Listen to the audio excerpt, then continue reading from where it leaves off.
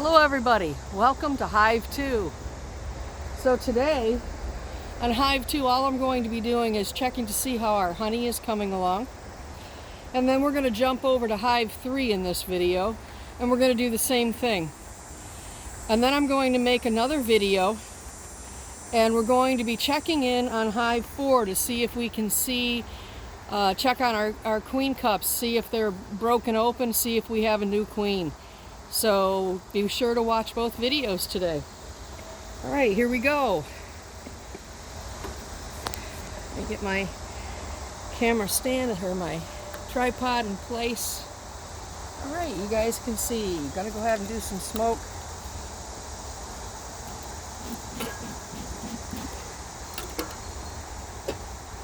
Gotta get my hive tool. Be right back.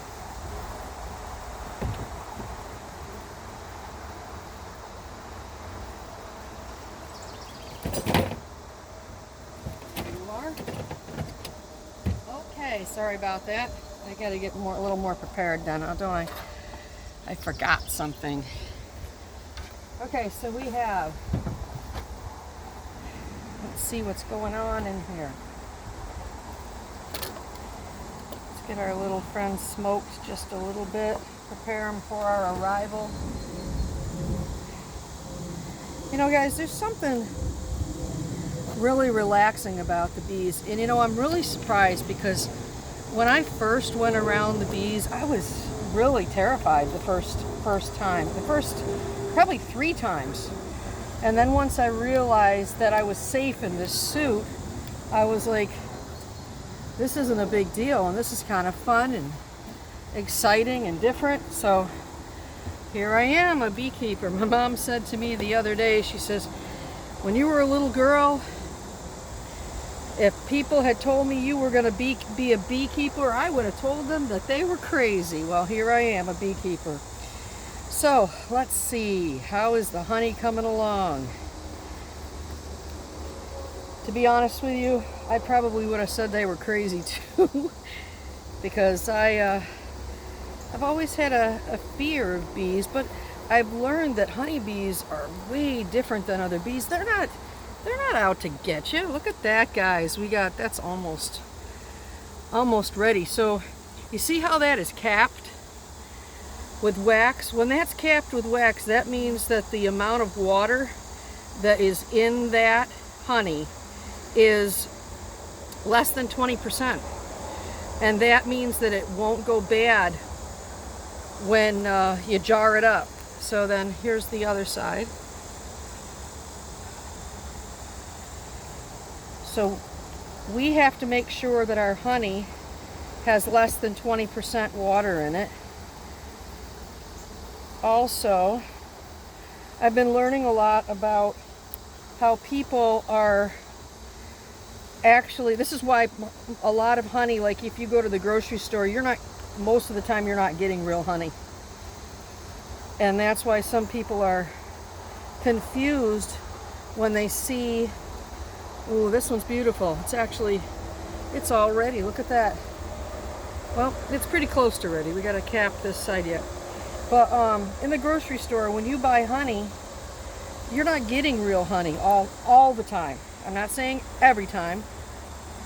Not every time. Because people are misrepresenting honey. What they're doing is they are feeding their bees sugar water. This one's perfect. Look at that.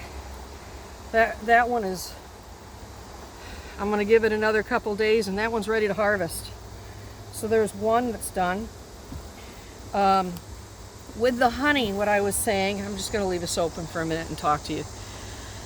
What happens is people feed sugar water to their bees while their honey supers are on. Not all of them, but people that want to be, let's just say, greedy. And it causes the bees to take that sugar water and fill their comb up with sugar water, which is sweet. There, that's beautiful. But it's not real honey. Real honey comes from nectar from plants. So be aware when there's a beekeeper out there and they're asking you for an amount of money for honey. The reason why is you're actually getting real honey.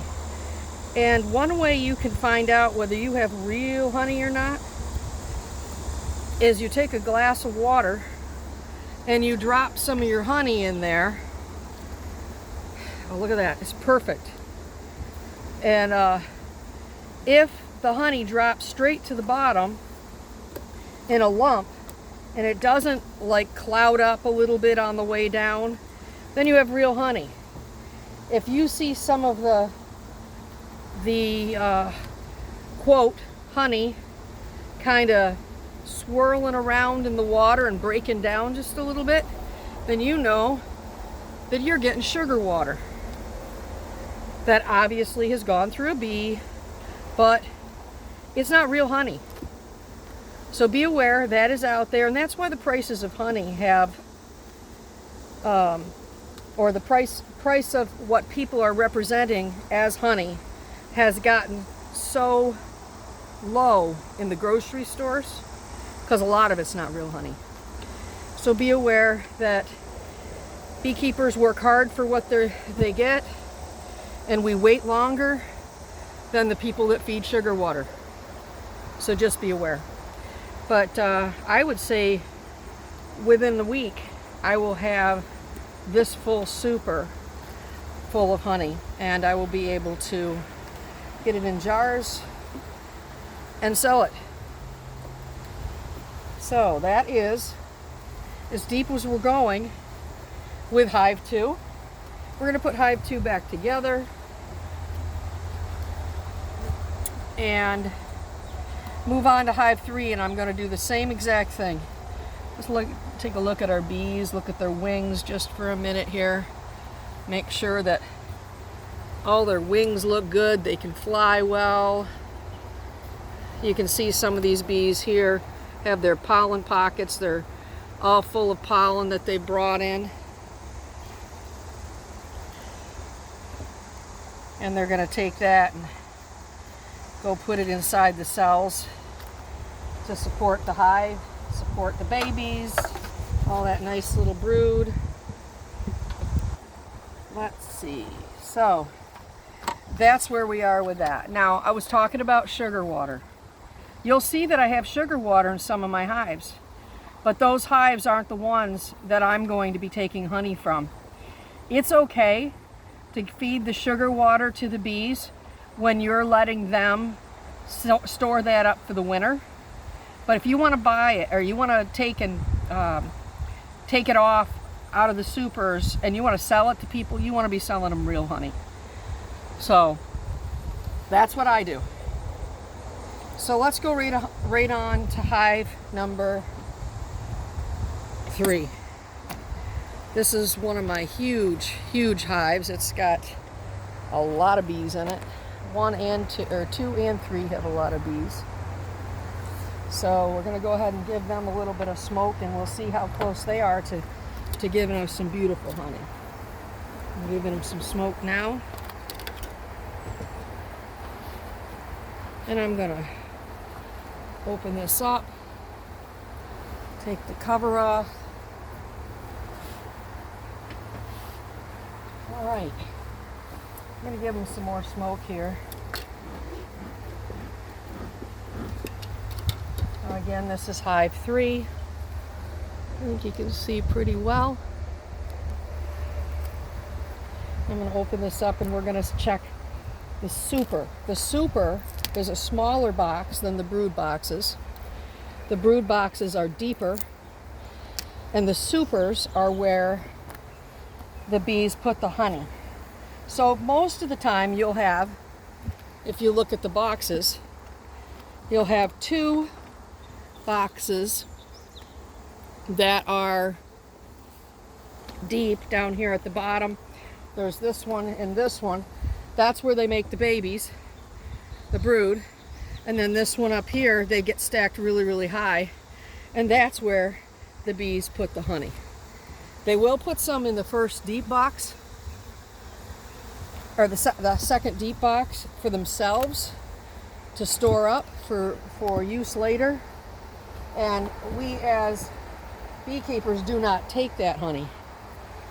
We only take what's put in the supers. But as we go on, like starting probably the middle of next month at the latest, after that, any honey that the bees produce, I do not take any of. Because they need honey, they actually eat it. They need honey to get through the winter. And here in New York State, we get some pretty bad winters. So I've got to leave them 1 to 2 boxes, 1 to 2 supers per hive of honey so that they can eat over the winter. So this one is kind of a little bit behind the other one. You can see that they've drawn this comb out,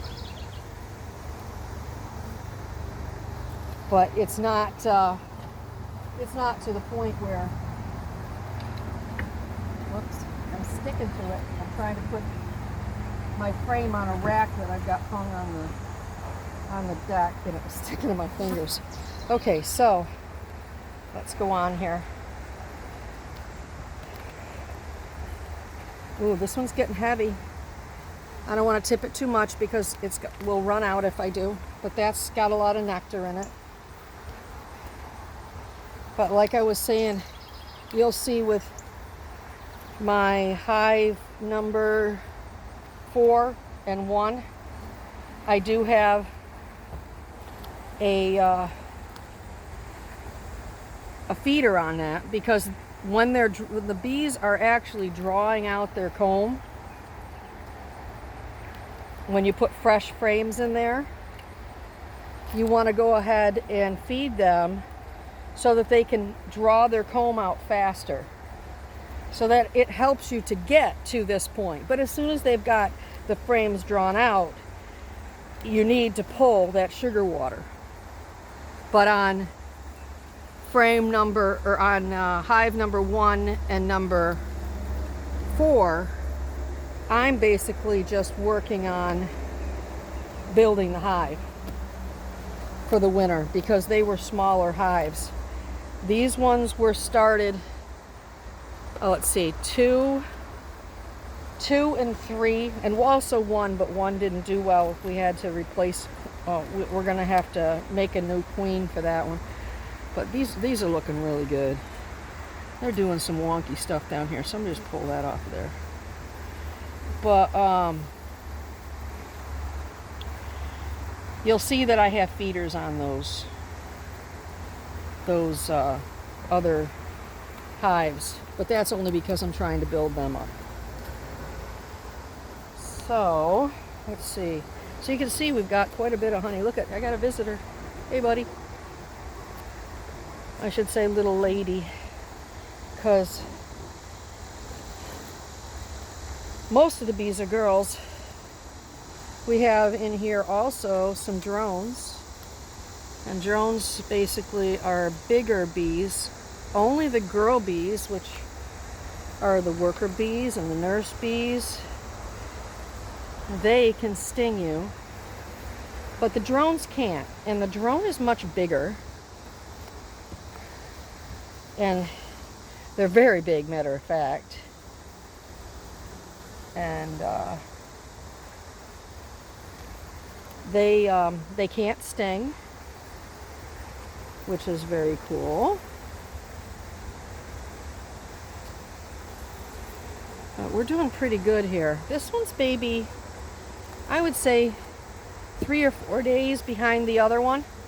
And it's funny because when we started these hives, this hive was started very first. It came to my house. They all came to my house at the same time, but this hive was started with a queen before 1 and 2 were. So it's interesting. It really helps when you have a really good queen. So my queen in number 2 is excellent. Hopefully she's still there, because I did split off to 2 other hives. But my thought process with that was, if for some reason, I hope I didn't, But if for some reason I accidentally transferred my queen to a different hive, she would either be accepted or eliminated, which isn't quite good, but it would also cause a brood break. And a brood break is very helpful when it comes to cutting down the population of your varroa mites. So that was my thought when I transferred things. I wasn't, oh my gosh, I got to find my queen first, because that meant I had to have the hive open longer, and it was just a whole lot more trauma for the bees. So we didn't do that. Oh, we were missing a frame in this. This is interesting. I could probably put another one in. Okay. So I don't know if I have another one. Let me go look. So bear with me just 1 second while I go over and check if I have another frame. I don't think I have one on the deck, but I want to get another one in here if I could possibly do it. Be right back.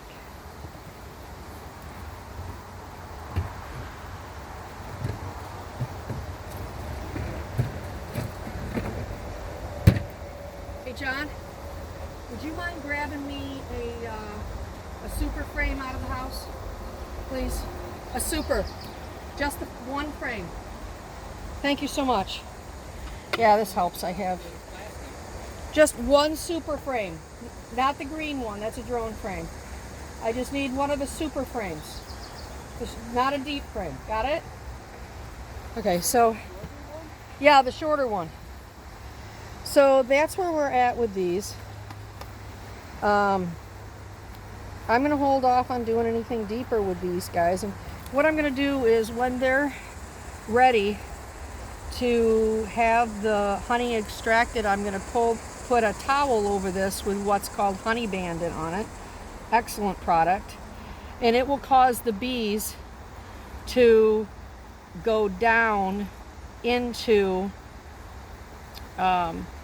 the other frames, so it will force the bees to basically vacate this top box. I'm not sponsored by them, but it's a good product, so I just had to say that.